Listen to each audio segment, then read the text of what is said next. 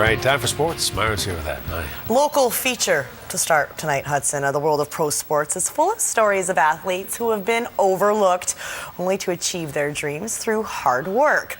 Well, Jesse Hodges felt the sting of not being selected in Major League's baseball amateur draft, but a trip to Korea with Canada's national team has him back on track and primed for the pros. Jordan Cunningham has more. Welcome to the Saanich version of Field of Dreams, a backyard backstop, the perfect backdrop for Victoria's next baseball prodigy. I gotta come here. This place is awesome. Who wouldn't want to come here and play some baseball? Here you'll find Jesse Hodges and his young pal Zeke doing what comes naturally, hitting. Yeah, we just come out here, hit every day, pretty much. It's just a nice thing to do. The sessions with Zeke paid off last week for Hodges, who starred for Canada at the U18 World Championships in Korea. A monstrous .484 batting average made the former Victoria Mariner a tournament all-star. The ball looked like a beach ball up there. It also caught the eye of the Chicago Cubs, who wasted no time in signing Hodges to a minor league deal. The contract, like hitting, all came down to good timing. And Hodges had perfect timing in Canada's opening game. We were losing 5-3 to Japan, 2 outs in the bottom of the 9th with the runner on first. And I put one over the left field wall into the bullpen. It was a moment too big to ignore, and for a player passed up in the Major League draft, it was the sweetest of swings. You ever had a feeling like that in baseball? No, that's the most pumped I've ever been, to hit a home run on the world stage with Canada on my chest. There's nothing more to ask for there. Sunday, it's off to Arizona for Instructional League, where once again his task is to separate himself from hundreds of other prospects. What's going to separate you from, say, another guy? My ability to grind. My ability that I go onto the baseball field and I'm having fun. Another player who fits that bill is Hodges' hero. Brett Lawrie, fellow guy from BC. The way he plays the game with that kind of intensity, that's just natural, and I think I have that ability too, so I try and model my game after Brett Lawrie. Hodges met Lawrie last spring on a trip through Florida. Got to hang out at third base with him, he gave me some tips, and we got to take BP together. But it was some simple advice from another Jays slugger that hit home. Jose Bautista gave me a tip when I was down there, and he said, just hit the ball as hard as you can. It's not nice to be people. And in the backyard with Zeke, the odd brushback reminds Hodges where he came from. I like the way he plays. I want to become like him one day. He wants to play pro too, so I think he looks up to me, and I want to be a good example for the kid. Jordan Cunningham, CTV Sports, Saanich. All right, thanks, Jordan. Well, October ball is just around the corner, and, well, let's be serious. Neither the Blue Jays nor the Seattle Mariners will be seeing the postseason, but both teams boast 2 of the best players to come out of the BC Premier Baseball League. Brett Lawrie, as you just heard, and the M's have Victoria's own Michael Saunders. Well, it's been a career year at the dish for the M's outfielder. 14 home runs, 44 RBIs. You go ahead and make it 45 RBIs. Saunders' first at-bat. Tonight against the Jays, he will take Brandon Morrow for a rip into left. Franklin Gutierrez scores from third. Now they get John Jasow at the plate, but the M's lead 4-2 in the 5th. Well, the Vancouver Canucks may have a new rival just down the I-5 in the not-too-distant future.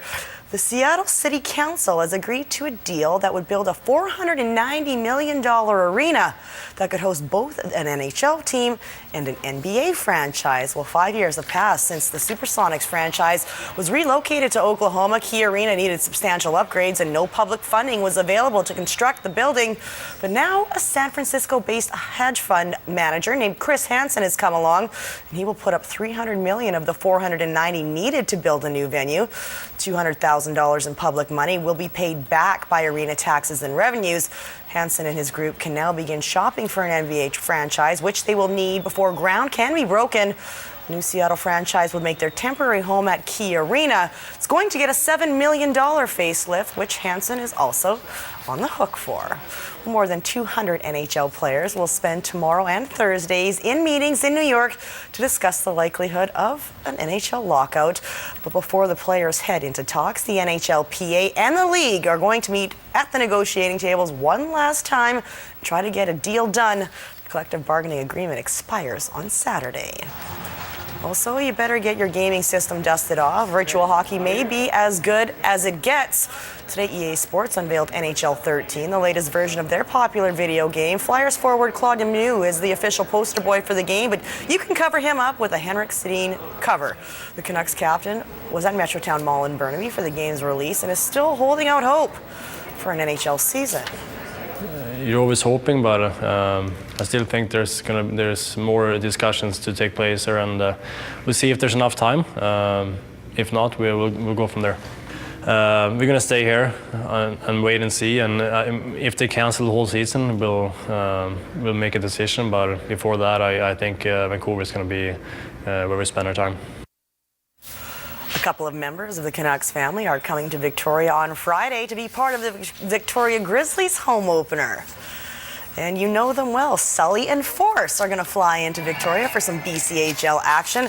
They'll arrive at 1:50 by Harbour Air Seaplane, and then they'll begin to paint the town green, touring Victoria, Langford, and Colwood before arriving at Bear Mountain Arena at 6 p.m. for a barbecue and pre-game family party.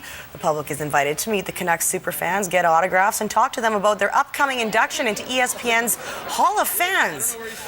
Bringing in the big green distractors could be a stroke of genius by Grizzlies head coach and GM Bill Beswick. If Victoria wins their home opener, they will improve to 2-0-1 to start the season.